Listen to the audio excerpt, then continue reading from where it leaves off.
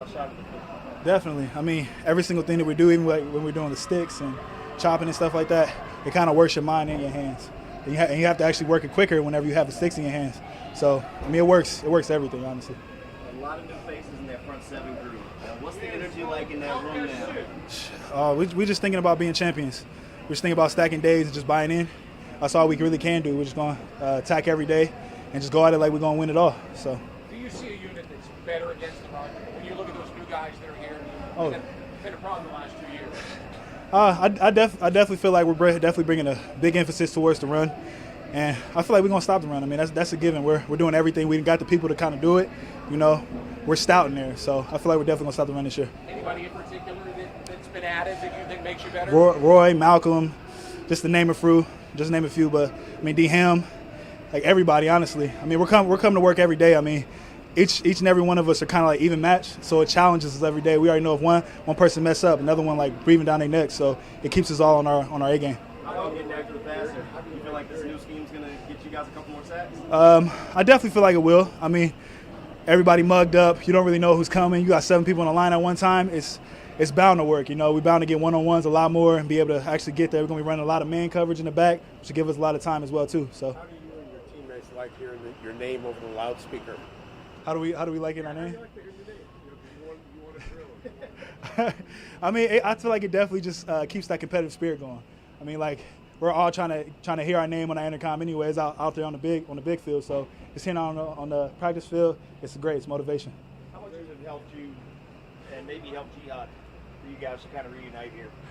It's helped a lot. I mean, our camaraderie was already there, and it's just going up as like a step up now.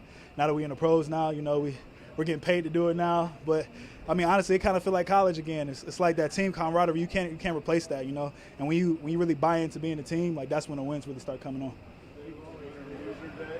So a winner-loser day. So how different was the intensity today, and do you like that kind of challenge? Oh yeah, I like the challenge. I mean, usually the practices go by a lot quicker whenever it's like all that competitive energy going, the adrenaline start flowing. You kind of don't even feel it. I mean, like I remember the whistle blowing, and then I kind of just blacked out, and it's end of practice. So.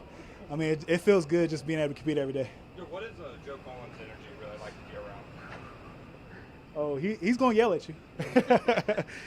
Today we were joking, like he needs some tea or need a lozenge or something. He's losing his voice. But he's bringing it every day. I mean, he's bringing his all, and that's what we expect. So, I mean, if he's going to bring it all, we're going to bring out everything that we got, too. I know he spends a lot of time on the defensive line. You know, that's his background. Just how important is it to have a coach who, you know, is that kind of in tune to what you guys do? It's great. I mean, we know it all starts with the D-line. That's how we go about it. So, I mean, we're the first people to, like, up to the ball with first contact, everything. We really lead the charge, so that's how we're taking it. You move around a lot in your career. It seems like you're moving around a lot in this scheme. Does that help having played a lot of positions before? Oh, definitely. I've done that my whole career, just playing inside, outside, doing whatever I need to do to be able to help the team win. So, I mean, now I'm like dropping weight. I'm going to be on the outside more, and then I still have to go on the inside as well. So, I mean, it's just a plus. It's just going to help me really just center my game all around. When you left here last year, did you think you were done in Jacksonville? No, sir. I definitely didn't. I mean, throughout the offseason, I kept getting asked, like, do you want to return? Yeah, I love Jacksonville. I love the city. I bought a house here. My family loves it here. I'm not planning on leaving here for a long time. Did you change your routine at all to drop weight for the season? Definitely. I got a chef now. So, I mean, I just been trying to eat rice, veggies, some protein every single day and just keep my diet kind of the same. My body's been receiving it very well. Was that something that you just came up with on your own or something that they kind of talked to you guys about watching your diet? Yeah, I mean, they definitely told me to like lose weight and stuff, but I mean, you kind of just, you know your body. You got to go about it the way that you feel it. And my wife knows my body as well, and she helped me a lot, told me I need to get that chef, so that's what I did. Do you feel better with a little bit less weight on the field now? Oh, definitely. I mean, I came in drafted, I was like 255, so I mean, being down there, that's where I live, so it's great. Going back to college, I mean, even in middle school, high school, and college, I had number 91. And when I came in, Jan, you know, he had it. I had to let that kind of die now, let that buzz kind of die now for a year before I hop back in it. All good? Yeah, cool. Thanks, y'all. Appreciate it. Thanks. Appreciate it.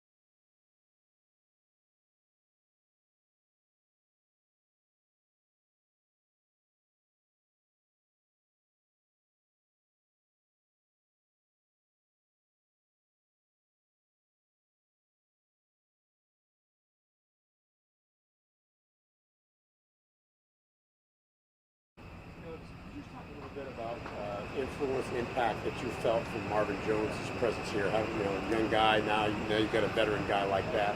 What's he done for you and the other guys in the group? Having a vet like that is a very big impact. He's just putting us on game, letting us know, the little things, letting us know, just all type of things that you want to, put in or add to your game.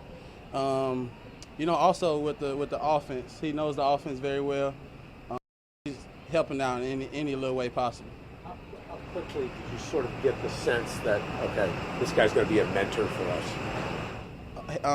He's definitely a mentor, but he's also a great player still in going into his 10th year. So, I'm just ready to get on the field next to him. Winners, losers announced today with a loudspeaker. Does that motivate you? Do you hear that? Is that the thing you think about? Every day is a work day for me. Thoughts on Trevor Lawrence so far? Oh, he's electrifying. Great. Love to have him here, and with him also, I can't wait to get on the field with him. You look extremely comfortable. Talk about the difference between year one and year two for you, and why you feel so comfortable out there. I think the biggest thing, is paying attention to detail. Just being more locked in with what I'm doing. Doing extra things with my body. It all plays a part. And how about the chemistry between you and Marvin and DJ? It seems like when you're in the huddle, things happen. Yeah. Right. From the first day he got here, it was a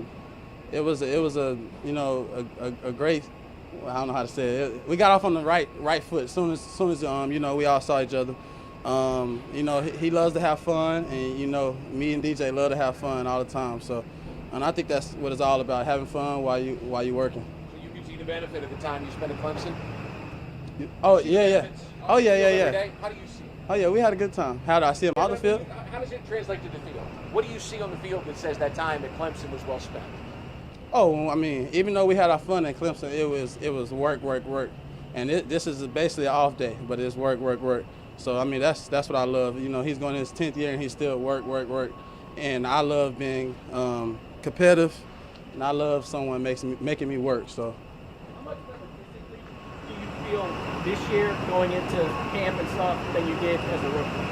Say it one more time. How much better physically do you feel this year going into camp than you did as a rookie? Physically, I feel so much more better.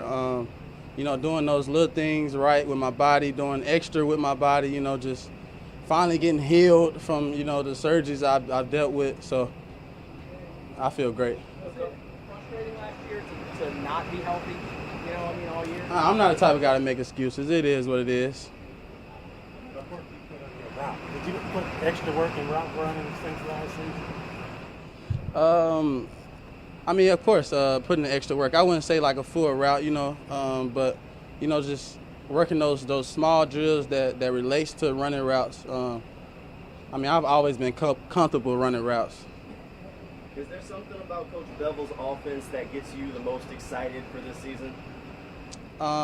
What gets me most excited? Just the fact that he knows how to put a guy in the right position to go eat.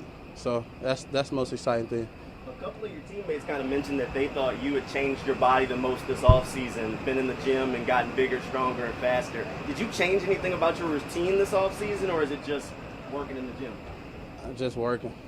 I got a very, I got good genes, you could say. I'm in control of when it comes to my weight and like what I want. So. Coach Meyer being on here. Coach who? Oh, big impact. Every day he wants us to work. And even though we just got done with this work day, he's making sure we're ready for the next work day. He's electrifying, and at the end of the day, he just want to make sure he's getting every little bit of drop out of us. Oh, it's definitely a challenge. It's a challenge every day. He's always in the receiver room. He's always on us. But it's all right. It's going to pay off. And trust me, we putting in the work every day. Coach Meyer came out and sort of challenged DJ Chark to improve, gain some strength. How much of that difference have you seen out of him this season as opposed to last season? Oh yeah, DJ is a whole different human being. I love seeing it, and the energy it brings even more energy. He already had the energy, now he got even more. So I love it.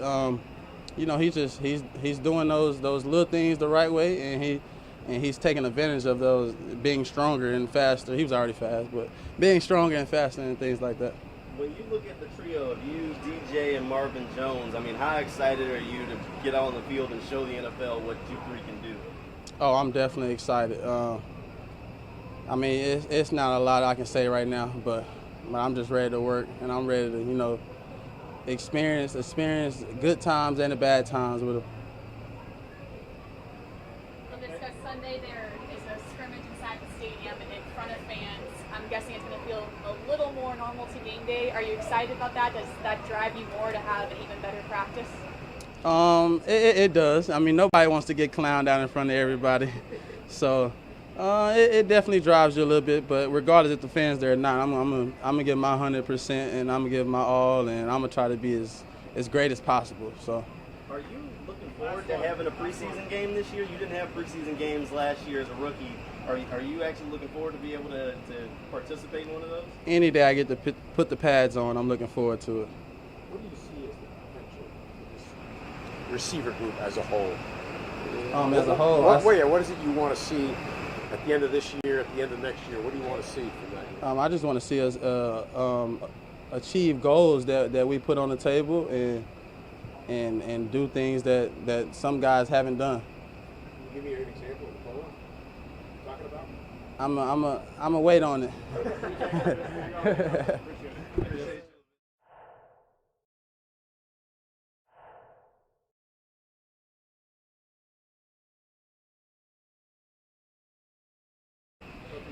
Talk to us about what you see in terms of, you know, the whole loudspeaker thing and how much of a motivation you think that is for the players. Yeah, announcing the plays. Who wins the plays over the loudspeaker? Yeah, we have some win or loser opportunities. You know, we're going to have to make a decision. A big roster is going to go to a smaller roster, and I think to be fair to players, you know, we all have so much respect for that. This is a way guys make a living, and I don't believe in subjectivity. I believe in what's your record. Every man's got a record. What is it? You are what your record are. If you lose a lot, but you have a lot of potential, that's not real good. It's just over my course of my career, the Ahmad Blacks, I can give you example after example that maybe they're a little slow, but they just never lose. So I try to create those and as many safe, there's one way to do it in that scrimmage forever. You can't do that. But you can create scenarios where it's one-on-one and then everybody's got to score. What's your record? When did you come up with that idea? When did you sign off on it? How did that come about? Probably Florida, 06 probably. We'll pull out the sheet. Does it make that decision easier when you got two guys that are pretty even? Well, I haven't done that before. This is going to be the first, but I've had to make decisions on who starts, and it's not fair to a player to say, well, I'm starting because I like you or because you're from Ohio.